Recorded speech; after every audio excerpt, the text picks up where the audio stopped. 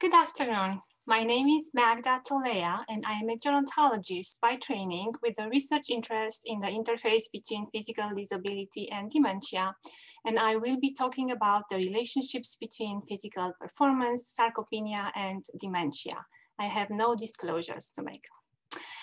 Alzheimer's disease is the only major chronic condition for which there continues to be an increase in mortality compared to other chronic conditions, highlighting its importance as a public health concern. Due to setbacks on the pharmacological treatment front, there has been a shift in interest towards modifiable risk factors, with the most recent report from the Lancet Commission showing that modifying 12 risk factors may help prevent or delay up to 40% of dementias. These factors include midlife obesity and later life physical inactivity, both of which are important contributors to physical disability, another common chronic condition in older adults. But why focus on physical disability and dementia? Well, physical functionality and cognition tend to follow similar trends of decline with normal aging, with stride length, which is a marker of functional decline shown on the left, and several measures of memory shown on the right of the slide, showing similar patterns of decline in both men and women that start to pick up around age 60, suggesting some type of link between the processes that lead to physical disability and dementia. But before I go on to talk about the link between them, I would like to briefly talk about disability. One of the most accepted models of disability was proposed by sociologist Saad Naghi back in 1965, which posited that disability is triggered by an active pathology, which leads to impairment at the organ level, and then in turn to functional limitation at the level of the whole person, and finally to disability, which is a limitation in performance of a socially defined role. Now, an example capturing all these different stages of disability would be a 74-year-old woman who presents with osteoarthritis, which would capture the pathology in the case, who reports weak grip and restricted finger flexion that would measure impairments. Which caused then difficulty grasping and rotating objects. That would be a measure of functional limitation. And so now she has trouble opening jars and doors, which would measure disability. In this model, changes in the muscle measure impairments, an early marker of physical functional decline, which can be targeted for intervention to prevent mobility limitations, disability, falls, frailty, and as we will see, can also be targeted for interventions to prevent dementia. Now, these changes in the muscle I mentioned also capture the concept of sarcopenia, which was introduced in the late 80s and initially defined as reduced lean skeletal muscle mass. Now, the definition evolved over time to now also include reduced muscle function, which is usually measured in terms of muscle strength and physical performance. In terms of staging, an initial categorization was proposed by the European Working Group on Sarcopenia in older adults, or people rather, which described 3 stages: pre-sarcopenia, measured as low muscle mass only; sarcopenia, measured as low muscle mass and either low muscle strength or poor physical performance; and severe sarcopenia, which would be characterized by loss in all 3. This staging model was further revised to highlight the importance of reduced muscle strength, which is now used to define probable sarcopenia with low muscle quality or quantity or mass used to confirm the diagnosis. Now, both dementia and disability are degenerative progressive processes that involve a sequence of events that happen over a long period of time. We have looked at the stages of dementia, of disability, as described by the Naghi model. For Alzheimer's disease, according to the amyloid cascade hypothesis, AD starts with amyloidosis, which induces or promotes the spread of pathologic tau, which then leads to neurodegeneration and finally to cognitive decline. Now, the progressive nature of these two chronic conditions, coupled with evidence that they follow similar patterns of decline over time, suggests that disability and dementia are related, and understanding the link between them would open doors for interventions to prevent both, particularly when initiated earlier in the process.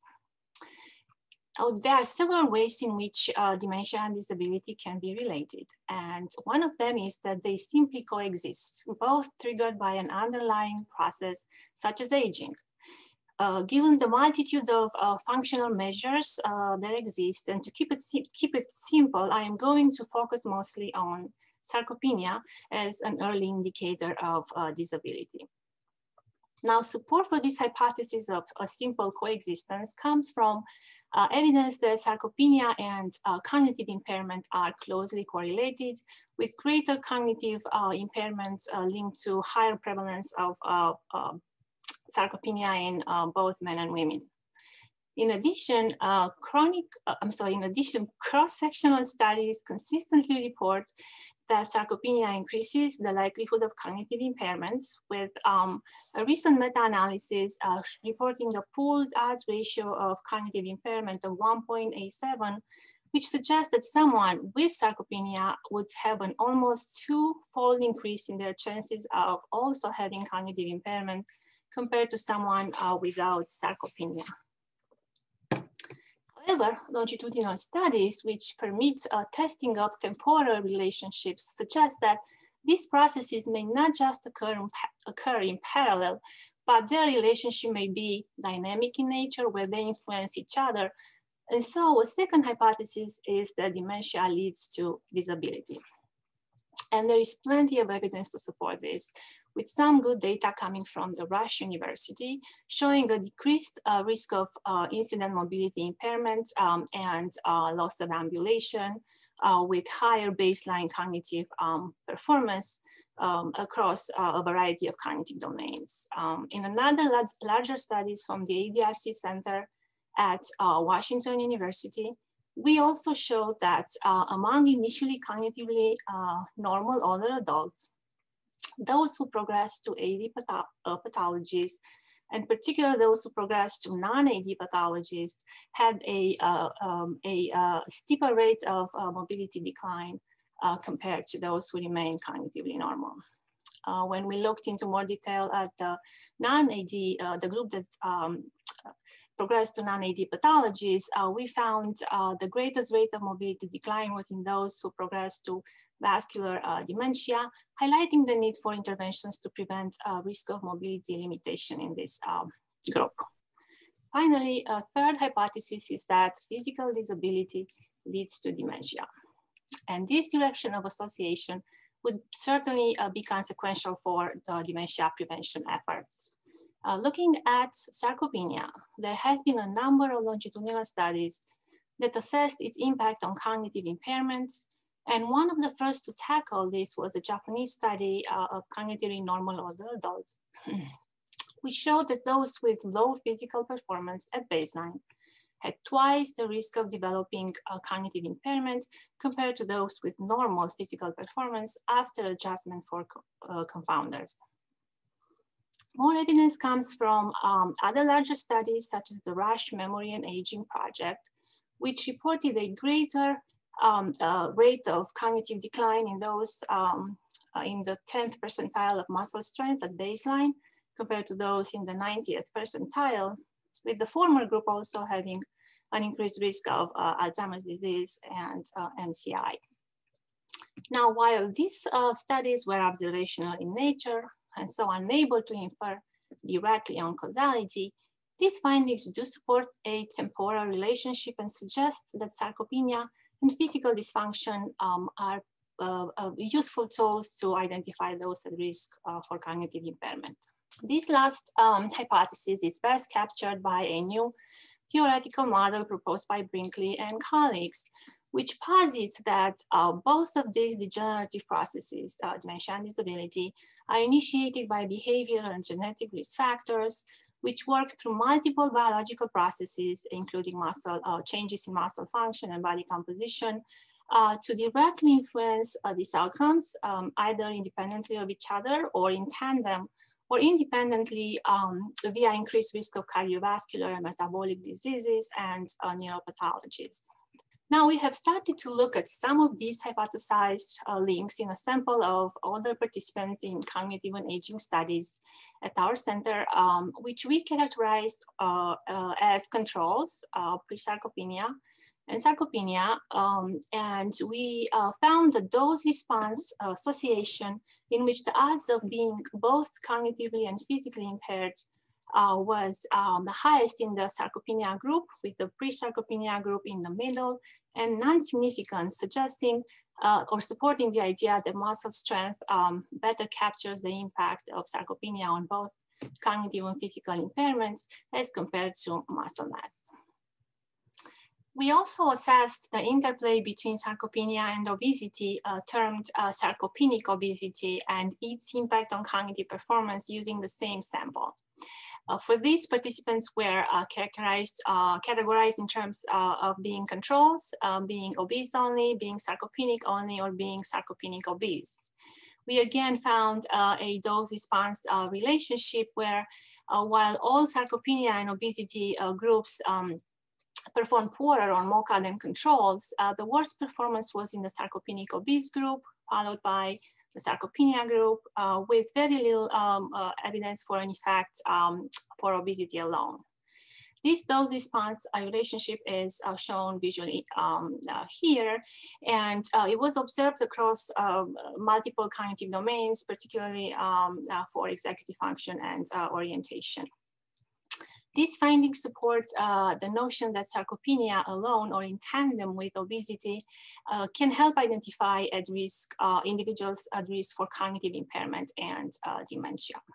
Now, to see if the relationship between sarcopenia and cognitive performance may be explained by neurodegeneration, we assessed individual relationships between sarcopenia, hippocampus volume, and MoCA.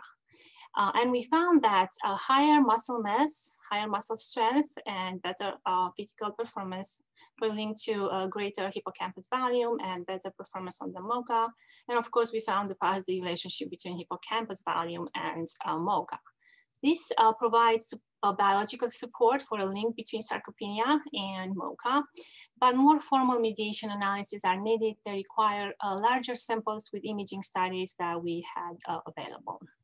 Now, the best evidence for an influence of sarcopenia on dementia would, however, come from sarcopenia interventions, but as far as we are aware, no sarcopenia interventions have also assessed their impact on cognitive function. However, given the effectiveness of exercise on sarcopenia, exercise interventions may represent an indirect way to assess whether improving muscle mass, muscle strength, or physical performance, which many exercise interventions assess as outcomes, also have a positive impact on cognition. And there is encouraging evidence coming from exercise programs, whether looking at cognitively normal older adults or those at risk for Alzheimer's disease or those who already have Alzheimer's. Meta-analysis reports show consistent evidence of a benefit of exercise interventions in improving cognitive function in older adults along the dementia continuum. However, what we would ideally like to see is direct evidence coming from interventions that are designed to either prevent or reverse sarcopenia that specifically look at their impact on dementia risk. But how about implications for clinical practice? Well, what is clear is that sarcopenia and physical dysfunction have a complex relationship with dementia, and that there is evidence to support a sarcopenia to dementia relationship with direct implications on dementia screening and possibly prevention efforts. And so while it is important, it's an important dementia care role is to assess the risk of sarcopenia and particularly physical impairment in early stage ADHD patients and integrate exercise into their treatment planning to help maintain or improve their muscle function. It is equally important for clinicians to assess dementia risk in older adults with physical dysfunction, especially when other ADHD risk factors are present. These patients can be flagged and followed up annually with brief cognitive testing. They can be referred to in-depth cognitive testing, imaging studies, fluid ADHD biomarkers, and most importantly, exercise should be integrated into their treatment planning to help reduce risk of cognitive impairment and dementia. And while objective measures of sarcopenia may not be available in most clinical settings, muscle wasting, muscle weakness are often assessed as part of provider evaluation of frailty and falls risk in older adults, and brief strength and balance tests such as repeated chair stands can be easily integrated in these evaluations and in neurological examinations as early ADHD detection tools. And with this, I would like to thank you for your attention.